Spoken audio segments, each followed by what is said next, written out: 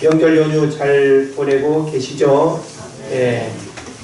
명절 보내고 나면 아무래도 아이들 표정도 달라 보이고, 어른들 그 모습도 더 좋아 보이는 것 같습니다. 그러나 명절 후유증이 또 있어서 우리 더 건강과 일상의 균형을 잃어버리지 않았으면 좋겠다 싶습니다. 명절을 통해서 우리가 또 보고 경험한 소중한 또 일상의 추억들이 우리가 살아가는데 기쁨이 되길 바라고, 그리고 또 이런 명절을 통해서 가족과 더 화목하고 또 가족의 소중함을 우리가 알고 서로 사랑하고 섬기는 그런 마음들 품으시기를 바랍니다. 이제 우리는 명실공히 양력, 음력설을 보내면서 그 누구도 부인할 수 없는 2020년의 시간을 시작하고 있습니다.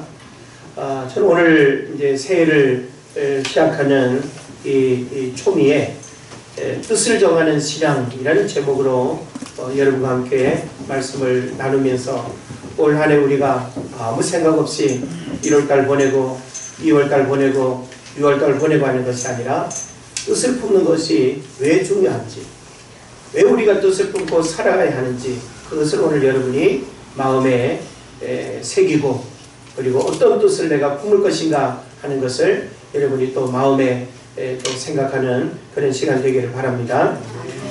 우리 은혜제일교회가 배후에서 운영하고 또 이렇게 책임지고 있는 세리도서관, 여러분 잘 아시죠?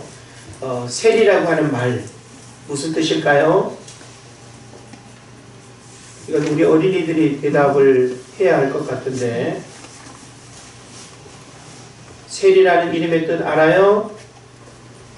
큰일 났네. 네, 다시 원점에서부터 교육이 시작이 되어야 될 것 같습니다.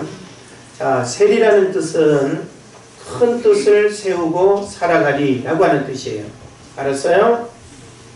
네? 자, 한번 따라 합시다. 세리는 큰 뜻을 세우고 살아가리. 네. 그러니까 우리 아이들이 어려서 큰 뜻을 품는 거 굉장히 중요하거든요. 예. 처음부터 호랑이를 그리려고 해야 고양이라도 나오지, 고양이가 이렇게 뜻이 되면 쥐새끼밖에 못 그리는 거예요.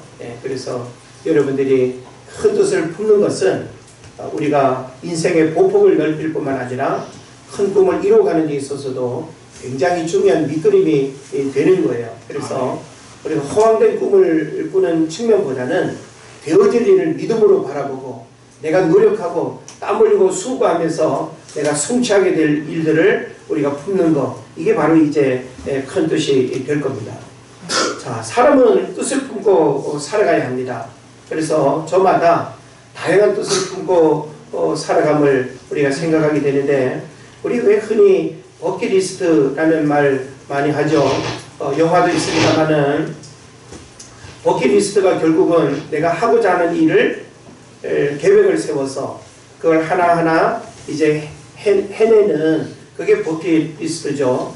그래서 영화도 보면 참 굉장히 감동적이고, 물론 부자 노인과 가난한 노인이 이 병으로 인생의 말년에 병원에서 만나가지고 의기투합 병원을 탈출하고 자기들이 정한 10가지의 버킷리스트를 하나하나 이렇게 경험하는 아주 스릴 넘치고 재미있는 그런 이제 영화이긴 한데, 저는 여러분들이 개인적으로나 가정적으로 혹은 교회적으로도 역시 올 한 해 하나님이 주신 이 새해는 아무 의미 없이 우리가 살아갈 수 있는 시간이 아닙니다. 선물로 주신 날일 뿐만 아니라 정말로 어제 죽은 사람이 그토록 그리워하던 내일이 올해 지금 우리가 살아가는 시간 아니겠어요? 그러면서 우리는 올해를 살지 못하고 죽은 사람들을 우리가 생각을 하더라도 대단히 어떤 시대적 사명감, 그리고 삶의 소중함을 우리가 더 무게감 있게 끌어안고 살아가야 되지 않을까 하는 생각을 해봅니다. 그래서 뜻을 품지 않은 삶은 항해가 아닌 표류하는 삶을 살아가게 됩니다. 표류가 뭔지 아시죠? 제자리만 빙빙 도는 거예요. 물 위에 떠있는 배는 어느 목적을 향해서 항해를 해야 되는데, 뜻이 없게 되면 표류하게 되는 것과 마찬가지다라고 하는 사실이죠. 그래서 뜻을 정하고 살아가는 사람은 자기 발전과 목표를 이루는 삶을 살아가게 됩니다. 그래서 인간만이 유일하게 뜻을 품고 살아가는 존재입니다. 동물들 중에서 뜻을 품고 살아가는 동물 보신 적이 있나요? 예? 여러분 좋아하는 뭐 강아지, 예? 고양이 뭐 등등. 예? 새해가 된 다음에 너는 원래 무슨 뜻을 품었니? 한번 물어보면 아마 대답할 것 같아요. 예, 이거 외에는 뭐 별로 뜻이 없다는 것이죠. 예, 열심히 그냥 주인 사랑하고 주인 말 잘 듣고 잘 먹고 잘 싸고 이게 뭐 본능일 테니까 그 이상 없는 것입니다. 그러나 우리 인간만이 유일하게 뜻을 품고 살아가는 존재죠. 그래서 뜻을 품은 뜻을 이렇게 품었기 때문에 끊임없는 도전과 이 응전은 문명을 태동시켰고 역사를 발전시켰고 새로운 시대를 만들어 가는 것입니다. 그래서 사람이 뜻을 품으면 역사가 바뀌는 거예요. 뜻을 품으면 도시가 바뀌고 문명이 바뀌고 시대가 바뀌어지는 것입니다. 그래서 우리가 어떤 뜻을 품느냐에 따라서 내 주변 환경이 바뀌어질 수 있고 내 삶의 방향이 달라질 수 있다는 하는 사실을 알아야 되는 것이죠. 그래서 뜻을 품는다는 것은 마음으로 결심하고 결단해서 행동을 바꾸고 삶을 바꾸는 것을 의미합니다. 그래서 작심한다라고 하는 것은 마음의 뜻을 품는다는 것을 의미하는 것이겠죠. 자, 그래서 저는 여러분에게 새해를 시작하면서 여러분은 어떤 뜻을 품고 있는가? 제가 좀 이렇게 직접 물어보고 듣고 싶기도 한데 하여튼 여러분이 스스로에게 자문자답을 해봤으면 좋겠어요. 나는 원래 또 내 나이, 내 직업, 그리고 시대의 흐름, 내가 처한 상황 이런 여러 가지를 고려하면서 원래 나는 어떤 뜻을 품고 그 뜻을 이루기 위해서 나는 무엇을 할 건가라고 하는 이것이 우리에게 없으면 그냥 살아가는 거예요. 전화 오면 그냥 뭐 나가고 예? 할 일 없으면 그냥 텔레비나 보고 리모컨이나 그냥 가지고 놀고 이것만큼 무의미한 삶이 어디 있겠습니까? 그래서 우리는 존재하는 한 하나님이 우리에게 주신 시간과 건강이 있는 한 젊음이 있는 한 이 시간을 무의미하게 보내지 않고 하루하루의 삶을 뜻을 품고 살아가는 그런 마음들이 있어야 될 겁니다. 그래서 오늘 우리는 무엇보다 신앙생활에 새로운 변화를 위한 뜻, 성장과 성숙을 위한 뜻, 은혜와 축복의 삶을 위한 뜻, 그리고 헌신과 봉사의 삶을 위한 뜻을 품어야 된다라고 하는 사실을 여러분 깨달으시기를 바랍니다. 일반적으로 많은 사람들이 뭐 부자가 되기 위한 뜻, 사업을 잘하기 위한 뜻, 공부를 잘하기 위한 뜻, 또 믿음의 배우자를 만나기 위한 뜻, 멋진 여행을 하고 내 삶의 행복을 위한 이런 긍정적인 뜻을 품기는 쉽습니다. 예. 우리가 보통 뜻하면 이런 어떤 소망이나 이런 마음의 계획들을 갖기가 쉽죠. 그죠? 아마 제가 여러분에게 물어봐도 내가 바라고 희망하는 일들을 아마 뜻으로 이야기를 다 할 거예요. 그런데 여러분 고통스러운 뜻, 위험한 뜻, 손해볼 수 있는 뜻, 외로울 수 있는 뜻, 버림받을 수 있는 뜻을 세우는 사람은 아무도 없을 거예요. 그죠?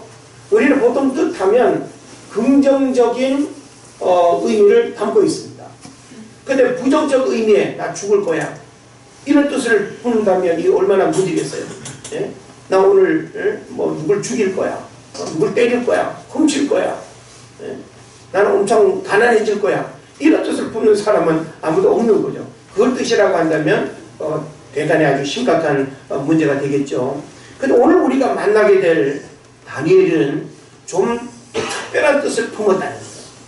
우리가 일반적으로 가질 수 있는 뜻, 우리가 상대방에게 물어봤을 때 누구나 쉽게 이야기하는 그런 긍정적인 마음의 뜻이 아니라 다니엘은 우리의 예상을 뛰어넘는 의외의 뜻을 품었다라고 하는 사실을 우리가 주목을 해야 됩니다.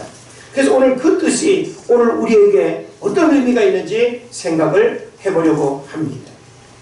사람이요 이기적이고 목표지향적이고 출세지향적인 가치관을 가지고 있다면 다니엘이 처한 시대 상황 속에서 어떤 뜻을 품어야 될까요? 여러분 지금 여러분이 다니엘을 기억할 때 다니엘이 처한 그 시대 상황을 이해하는 것이 대단히 중요합니다. 지금 다니엘은 어떤 시대 상황 속에 처해 있는가 하면 나라를 잃어버렸습니다. 나라를 잃어버린 민족으로서 내일의 희망이 사라진 그 현실을 생각한다면 긍정적인 뜻을 품기가 쉬워요? 어려워요? 어렵습니다. 여러분이 다니엘 입장에서 한번 생각해 보세요. 나라를 잃어버렸습니다. 민족은 흩어졌습니다. 자기는 바벨론 포로로 잡혀와서 노예와 같은 신분으로 전락했습니다. 근데 뭔 뜻을 품을 수 있겠어요? 예? 적어도 우리가 뜻을 품는다라고 하는 것은 뭔가 디딤돌이 있고 뭔가 내가 앞으로 한 걸음 달려나갈 수 있는 그런 조건과 환경이 있을 때 우리가 어떤 뜻을 품기가 쉽지, 모든 것을 다 잃어버리고 빼앗겨버리고 폐화가 된 어떤 도움도 받을 수 없는 그런 시대 상황 속에서 긍정적인 뜻을 품는다라고 하는 것은 대단히 어려운 일이다라고 하는 것을 생각해 볼 수 있습니다. 그래서 나라를 잃어버린 민족으로서 내일의 희망이 사라진 현실을 생각한다면 적어도 이 다니엘은 어떤 뜻을 품어야 될까요? 우리가 읽지는 않았습니다만은 1절부터 쭉 이어지는 내용을 여러분이 한번 눈으로 보시면서 한번 잘 생각해 보십시오. 자, 다니엘과 그 세 명의 친구들이 등장을 하는데 그 다니엘과 세 명의 친구들은 3절 하반절에 보면 어떤 신분이에요? 이스라엘 자손 중에서 왕족과 귀족 몇 사람 그랬습니다. 자, 과거에 내가 왕족이었고 귀족이었다 하더라도 지금 현실적으로 인정받을 수가 없죠. 왕족이고 귀족이면 뭔 소용이 있습니까? 그죠? 이건 다 과거예요. 그런 면에서 왕족이고 귀족이라는 과거의 신분을 마음으로부터 포기하는 뜻을 품어야 됩니다. 지금. 그죠? 이게 지극히 당연한 거예요. 지금 다니엘의 뜻을 품어야 된다고 한다면 과거의 영광을 내 마음으로부터 다 그냥 벗어버리고 현실을 직시하는 그 마음을 품는 것이 어찌 보면 너무나 당연할 수 있습니다. 맞죠? 그리고 또 갈대아 사람의 학문과 언어를 배우는 일에 적극적인 열심의 뜻을 품어야 합니다. 왜? 내가 비록 나라를 잃어버린 민족이라 할지라도 내가 지금 살아있다고 할 때 내가 계속 살아가기 위해서 어떻게 될 것인가 라고 하는 이런 어떤 생존 법칙, 살아남아야 된다라고 하는 현실을 생각하면 내가 과거에 왕족이고 귀족이라 하더라도 내가 이 갈대아 바벨론에 지금 와가지고 그 나라의 학문과 언어를 배우는 일에 어떻게 해야 될까요? 적극적으로 배워야 되겠다라고 하는 그런 뜻을 품는 게 지극히 정상이죠. 그런데 우리가 지금 생각하는 그 정상을 다니엘은 포기하고 있다는 거예요. 관심이 없다는 거예요. 그리고 또 왕이 주는 음식과 포도주를 먹는 일을 감격하며 계속 먹을 수 있기를 뜻을 품어야 됩니다. 아니 아무것도 가진 없는 그런 어떤 상황 속에서 왕의 진미를 지금 먹는 그 일이 얼마나 감격스러운 일이에요? 계속 그걸 먹을 수 있는 기회가 주어지기를 뭔가 마음으로 소원하고 비는 그런 뜻을 품는 것이 너무나 당연하지 않겠어요? 그리고 또 창시계명이 되더라도 살아있기만을 간절히 기대하는 뜻을 품어야 됩니다. 사실 다니엘, 그죠? 그리고 또 이름이 뭐죠? 사드락, 메삭, 아벳느고 그 세 명의 친구들이 우리 성경에 등장하는데 이들 한 사람 한 사람의 이름은 너무너무 좋은 이름의 뜻을 가지고 있습니다. 그런데 창시계명 바벨론식 이름으로 이름을 바꿔버렸어요. 그 이름은 우상 숭배와 관련이 있는 이름으로 다 바꿔버린 거예요. 예? 그러니까 이것은 너무너무 고통스러운 일일 수 있어요. 자신의 어떤 자존감, 자신의 어떤 정체성을 완전히 망가뜨리는 그런 일일 수도 있습니다. 그런데 창시계명이 되더라도 살아있기만을 간절히 기대하는 뜻을 품는 것이 지극히 정상이고 현실적이라는 거죠. 그리고 또 여러분, 오늘 본문에서는 잘 발견되지 않는데 본문을 잘 주목하면 발견될 수 있는 한 가지가 있습니다. 자, 왕의 내시들은 거세를 할까요, 안 할까요?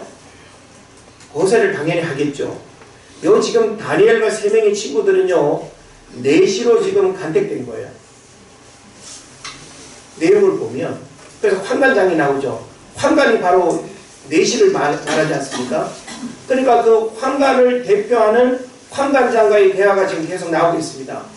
그러니까 포로로 잡혀온 다니엘과 세 명의 친구들을 환관, 내시로 만드는 과정을 지금 성경에서 언급하고 있는 거예요.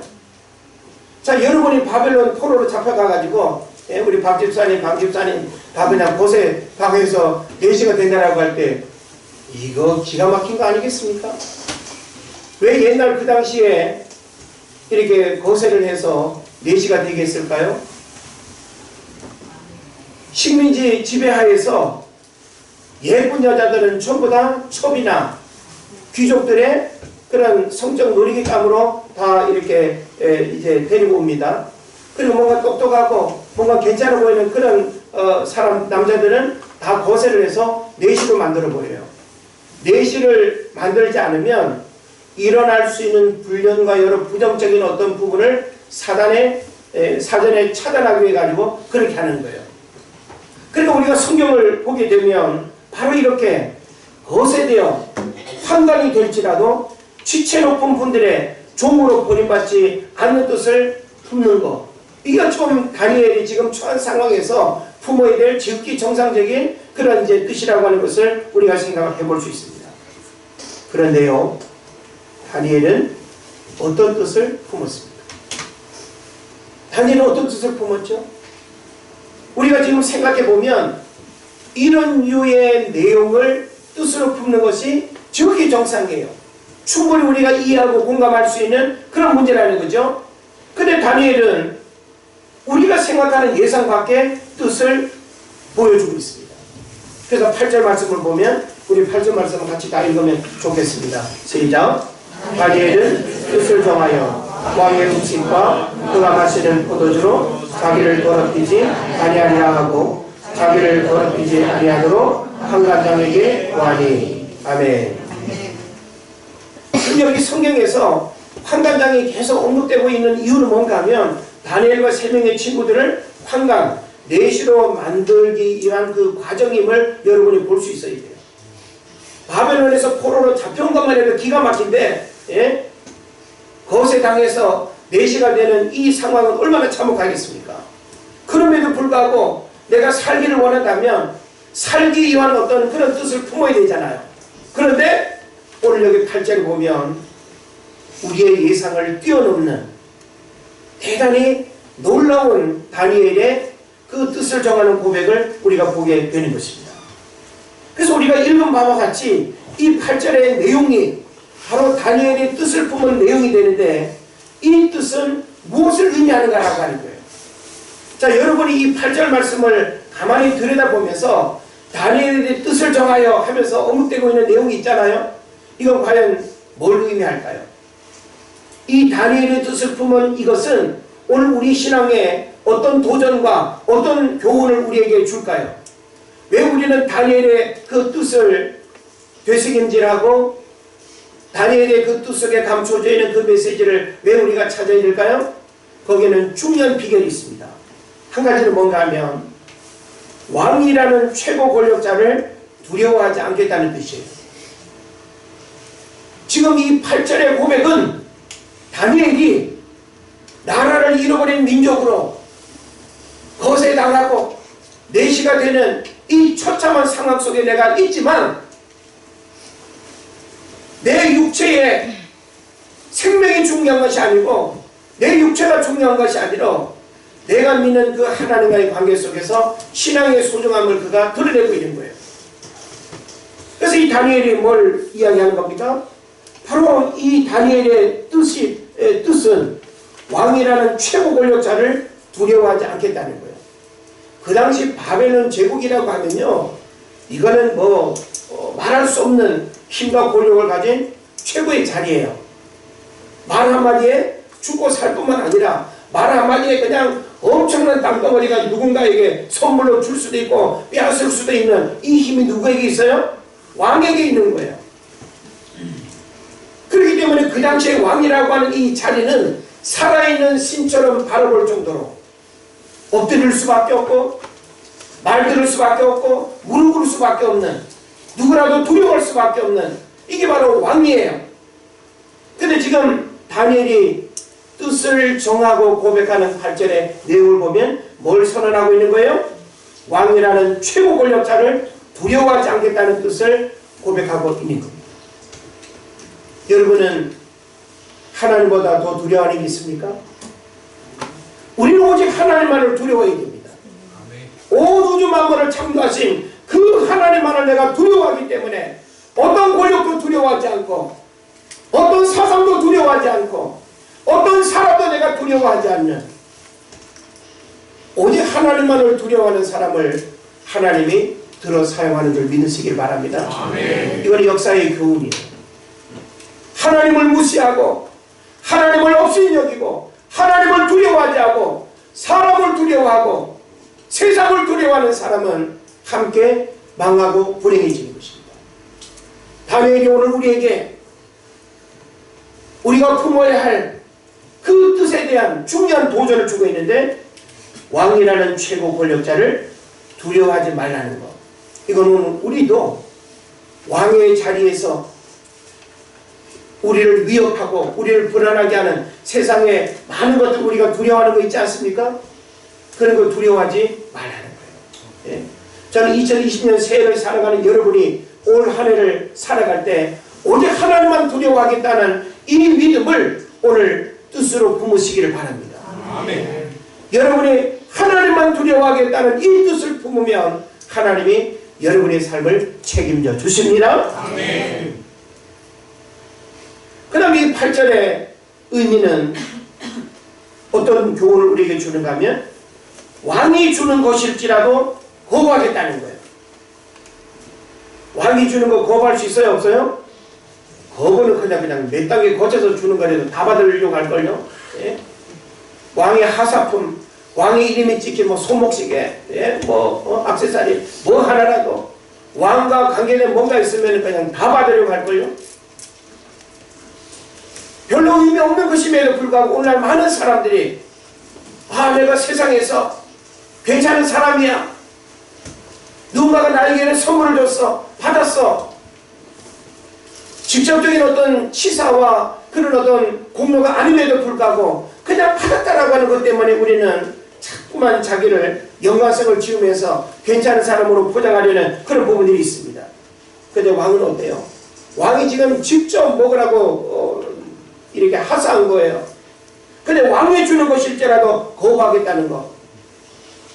왕이 주는 것이기 때문에 무조건 받아먹는 것이 아니라, 왕이 주는 것이라 할지라도 내 신앙에, 내 믿음에, 내 생각에 그것을 내가 얼마든지 거부할 수 있다라고 하는 이 믿음의 고백과 뜻을 우리가 가질 수 있어야 되는 것입니다.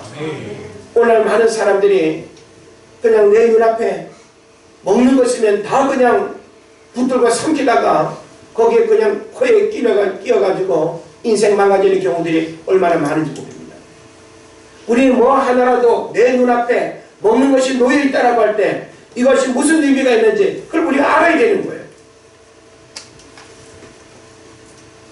얼마 전에 저희 사택 문 앞에 무슨 상자가 하나 놓여 있어요. 뭐 장애인 메모지를 하나 갖다 놨더라고요. 장애인 협회 뭐 어쩌고 저쩌고 하면서 누가 갖다 놨지? 내가 알지도 못하는 명함이고 한데 뭔가 또 이렇게 연초가 되면서 이 장애인 단체에서 뭐 도움을 요청하느라고 이 과일 상자를 하나 이렇게 주면서 뭔가 얼마 후원을 요청하는가 보다 그렇게 생각을 했어요. 그런 일들이 많거든요. 나는 원하지도 않는 물건인데 그냥 작은 물건 하나 그냥 교회로 보내고 그냥 지로용지 보내서 3만원 5만원 그냥 자기들 생각대로 막 요구하는 경우들이 있거든요. 많이 경험했죠. 어떻게 사태까지 왔다 생각하고는 제가 전화를 했습니다. 여보세요?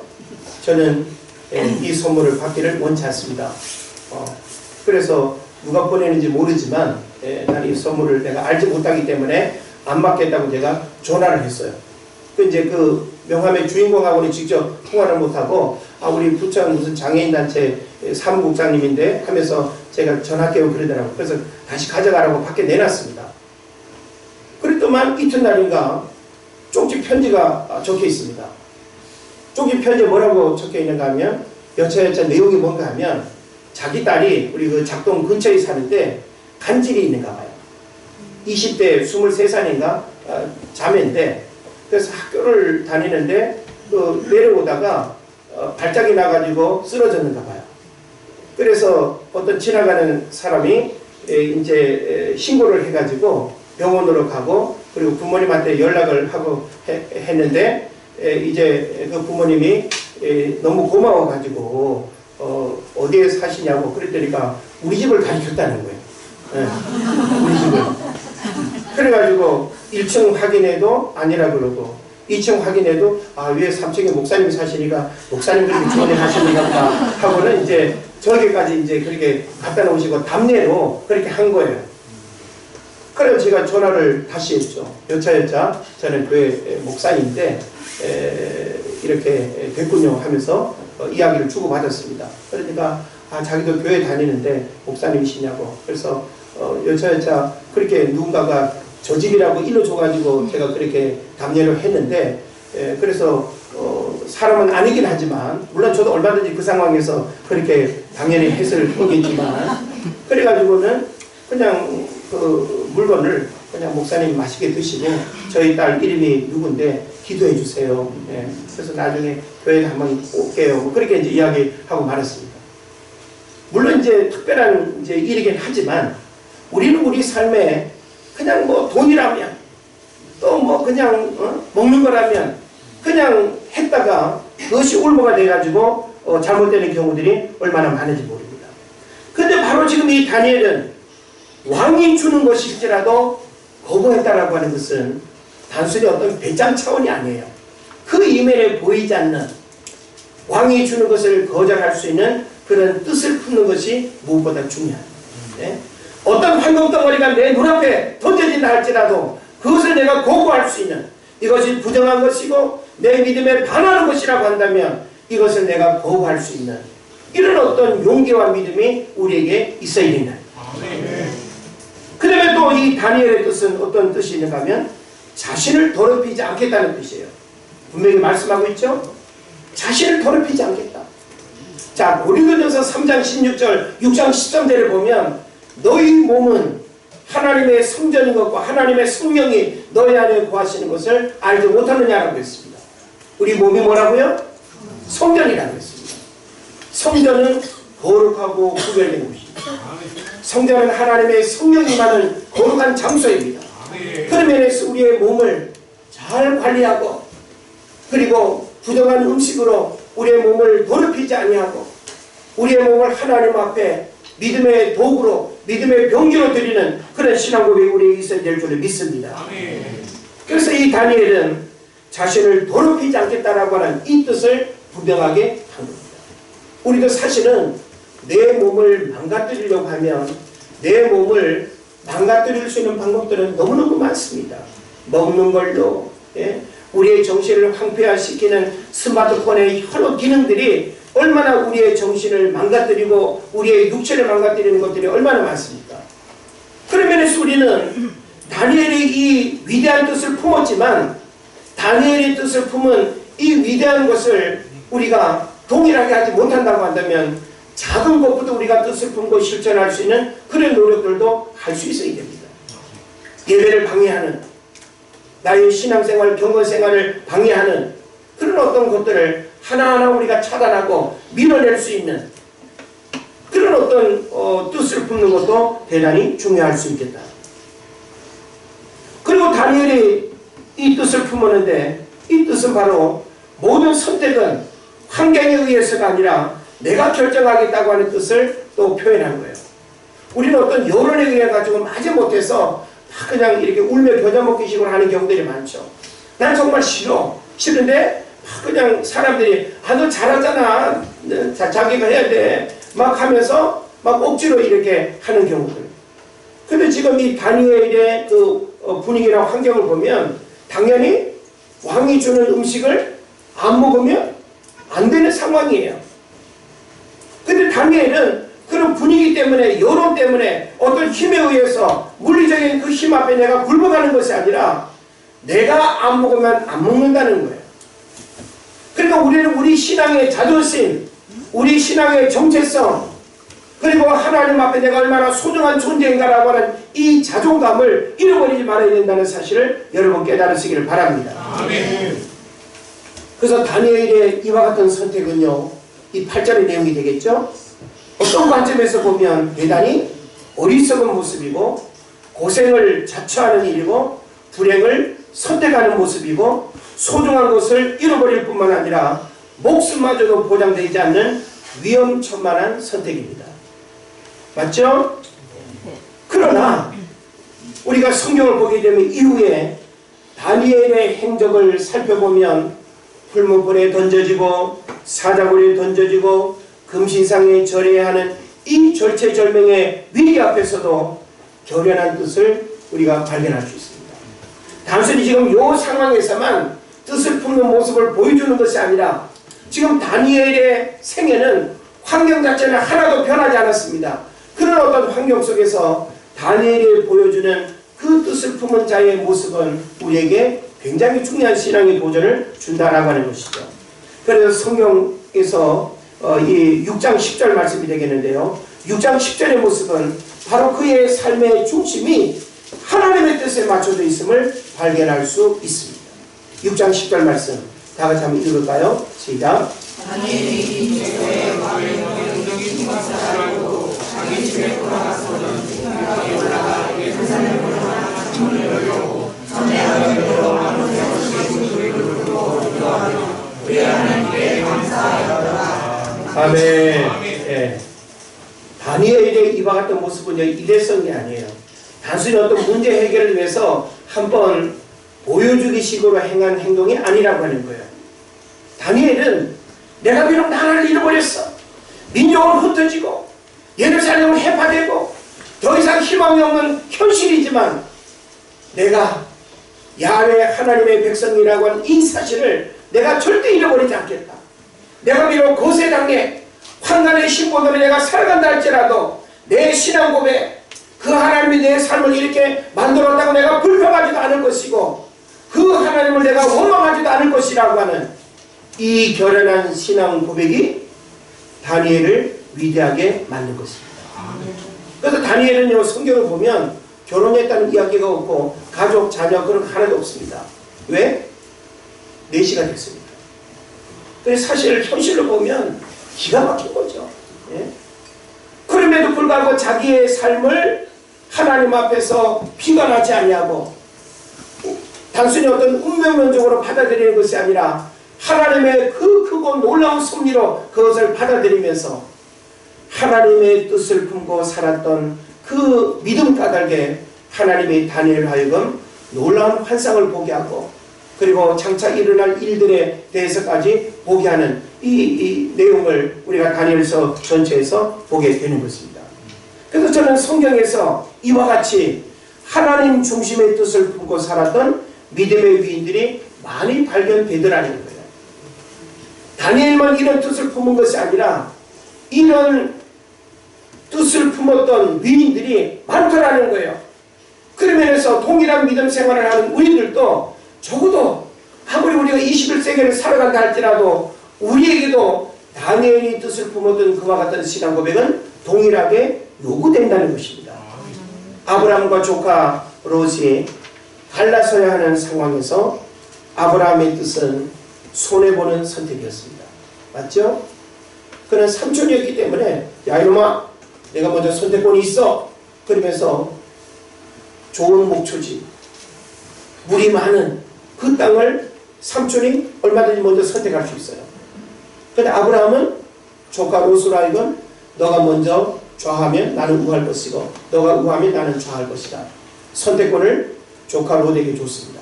그러나 그 조카 롯은 믿음의 안목이 없이 현실의 안목을 선택함으로 인해서 나중에 소돔과 고모라 성에 망할 때 죽음의 위기를 경험하죠. 그러나 아브라함의 그 선택은 그의 삶을 또 믿음의 삶으로 하나님이 이끌어 가신 줄로 믿습니다. 아멘. 히브리서 11장 25절에 이런 내용 나옵니다. 모세는 장성하여 바로의 공주의 아들이라 칭함을 거절하고 하나님의 백성과 함께 고난받기를 잠시 죄악의 낙을 누리는 것보다 더 좋아하는 뜻을 품었습니다. 할렐루야. 아멘. 이것이 우리에게 필요한 거예요. 주님이 우리에게 요구하는 뜻은 이와 같은 뜻을 품으라고 하는 것이지, 사람들이 알아주는 그 높은 자리에 사람들이 박수치고 와 대단한데 라고 하는 그거에 마음 뺏기지 말라는 거예요. 에스더는 모함으로 민족이 말살당하게 될 위기 상황 속에서 어떤 뜻을 품었습니까? 죽으면 죽으리이다. 죽음을 각오하는 거예요. 죽을 수도 있는 이런 차원이 아니에요. 죽겠다는 거예요. 내 민족을 살리는 일이라고 한다면 내가 불쏘시개가 되겠다라고 하는 내 목숨을 내놓는 이 뜻을 품었을 때 하나님께서 그도 살리고 민족도 살리는 불임절의 역사가 일어난 줄을 믿으시기를 바랍니다. 아멘. 신약에서는 누구를 볼 수 있을까요? 저는 세례 요한을 보고 싶어요. 세례 요한은 헤롯 왕의 부정함과 옳지 못함에 대해서 헤롯 왕이 자기 제수시되는 사람을 아내로 맞이했어요. 이 불륜이고 이거 있을 수 없는 일이죠. 그것을 지적하고 그것을 문제 삼았더니 감옥에 가둬버렸습니다. 머리를 내놓을지언정 의로움을 포기하지 않은 뜻을 품었던 세례 요한이 오늘 우리에게도 동일하게 요구된다라고 하는 것입니다. 우리가 하나님 앞에 뜻을 품을 때 성공과 합격과 축복을 보장한 조건적인 뜻은 잘못된 것입니다. 우리는 흉내낸다고 그럼 나도 2020년 뭔가 뜻을 품어야 되지 않을까? 이렇게 우리가 이제 한번 좀 생각을 할 겁니다. 우리 사업하시는 분들 특히 주일에 문 닫으면 매상이 갑절로 주어질 것을 믿고 뜻을 품는다면 그건 잘못된 거예요. 우리는 어떻게 뜻을 품어야 되죠? 비록 손해볼지라도. 맞습니까? 예. 이런 뜻을 품어야 되는 거예요. 내가 주일에 장사를 안 하고 손해를 보는 한이 있더라도 주일을 지켜야 되는 그 본질적 신앙 고백 때문에 내가 주일을 지키는 뜻을 품어야지. 하나님이 주일 성사하면 복을 준다는데 매상에 그냥 큰 복을 주실 걸 내가 생각하면서 내가 주일 내가 어떤 사업을 문을 닫는다. 이런 뜻은 잘못된 뜻이다. 자기 자랑을 전제로 하는 금식기도 내가 이렇게 하면 하나님 이렇게 해주실 거야 하면서 우리가 고백하는 많은 신앙 고백들, 그것도 잘못된 뜻입니다. 그냥 여러분 순수한 본질 앞에 설 수 있어야 되는 거예요. 내가 하나님 앞에 헌금 드리는 것이 축복받는 조건으로 드리는 뜻이 되면 안 됩니다. 여러분이 하나님 앞에 11조 드리시죠? 왜 우리가 하나님 앞에 이런저런 여러 헌금들을 왜 드리십니까? 단순히 복받기 위한 조건으로 드리는 거예요? 아니에요. 여러분이 그런 뜻으로 만약에 한다고 한다면 여러분이 드리는 예물은 아무 의미가 없습니다. 하나님이 내 산업의 주인이 되시고 내 생명의 주인이 되시고 내가 그 하나님을 살아가기 때문에 내가 모든 것을 하나님 앞에 드린다 할지라도 아깝지 않은 이 순수한 신앙의 고백이 결과적으로 축복의 은혜가 임하는 것이지, 그걸 조건적으로 여러분이 뜻을 품으면 안 된다는 거예요. 오늘 우리에게도 다니엘이 뜻을 정한 신앙의 결단이 요구됩니다. 하나님과 재물을 겸하여 섬길 수 없다는 말씀 앞에서 하나님을 주인으로 선택할 것인지 재물, 그 세상을 주인으로 섬길 것인지 뜻을 정해야 합니다. 경건에 이르기를 연습할 것인가, 육체적 쾌락을 선택할 것인가, 뜻을 정해야 합니다. 주님의 나라와 주님의 의를 구할 것인가, 자아 실현과 인간의 야망을 위해서 살아갈 것인가, 뜻을 정해야 합니다.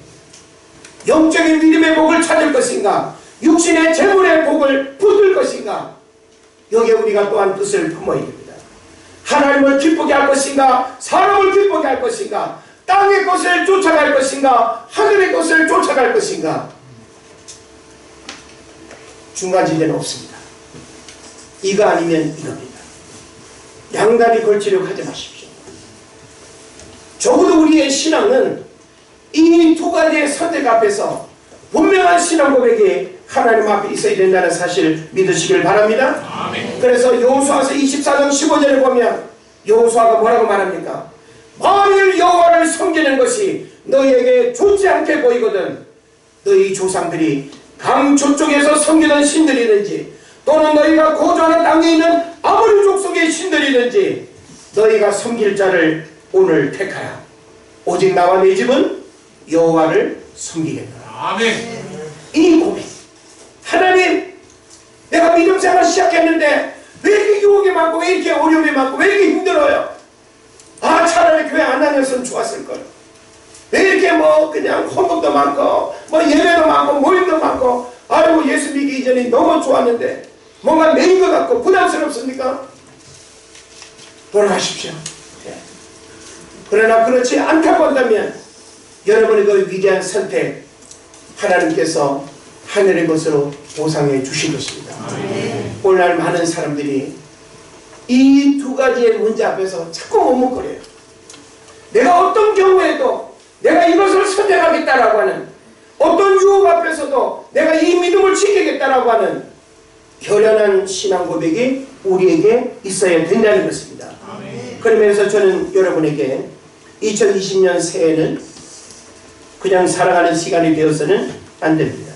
하나님을 위해서 하나님 앞에서 하나님을 통해서 무엇을 할 것인가에 대한 진지한 고민과 뜻을 품어야 될 줄로 믿습니다. 바라기는 예배 생활의 변화가 있어야 됩니다. 여러분, 이전까지 여러분의 예배 생활을 저는 저의 눈으로 문제 삼고 싶지 않습니다. 하나님 앞에서 여러분 자신의 예배 생활을 돌아보십시오. 예배 생활에 대한 새로운 뜻을 품어야 됩니다. 경건 생활의 변화가 있어야 됩니다. 경건에 이르기를 연습하라고 디모데전서에서 말씀하고 있습니다. 육체의 연습은 약간의 유익이 있지만 경건은 범사에 유익하니 금생과 내생에 약속이 있다고 주님이 말씀하고 있는데 오늘 우리는 어떤 연습을 많이 했습니까? 몸에 갖고는 연습 많이 했습니까? 우리는 어떤 연습을 많이 하십니까? 우리는 경건 생활에 뜻을 품고 변화가 있어야 될 줄을 믿습니다. 헌금 생활에도 변화가 있어야 됩니다. 하나님은 거지가 아닙니다. 하나님은 돈이 필요해서 여러분에게 돈을 요구하는 게 아니에요. 돈은 우리가 하나님 안 믿는다고 할 때 가장 소중하게 여기는 땅의 것이에요. 우리가 하나님 앞에 헌금을 드리는 것은 가장 소중한 것을 하나님 앞에 굴복시키는 내 신앙의 믿음이에요. 온전한 11조를 하나님 앞에 드리십시오. 가지가지 예물을 믿음으로 하나님 앞에 드리십시오. 하나님은 여러분의 신앙 고백대로 여러분 삶에 은혜를 부어주실 것입니다. 헌금 생활에 뜻을 품고 어떤 목적으로 내가 하나님 앞에 예물을 드리는지 뜻을 품고 헌금 생활에도 변화가 있어야 합니다. 또한 봉사 생활에 변화가 있어야 됩니다. 교회를 섬기는 일에 그냥 예배 드리는 일로만 만족하고 왔다 갔다 하는 것이 아니라 우리 은혜제일교회 나를 필요로 하는 것이 무엇인지 하나님의 나의 재능을 어떤 일에 사용하기를 원하시는지 여러분이 할 수 있는 모든 일을 주의 몸된 교회를 위해서 아름답게 헌신하고 하나님 앞에 영광 올려드리시기를 바랍니다. 바라기는 다니엘처럼 그리고 믿음의 위인들처럼 오늘 살아가는 여러분들도 신앙의 뜻을 품고 믿음의 진보가 있는 삶을 살아가시기를 주의 이름으로 축원을 드립니다. 기도하겠습니다.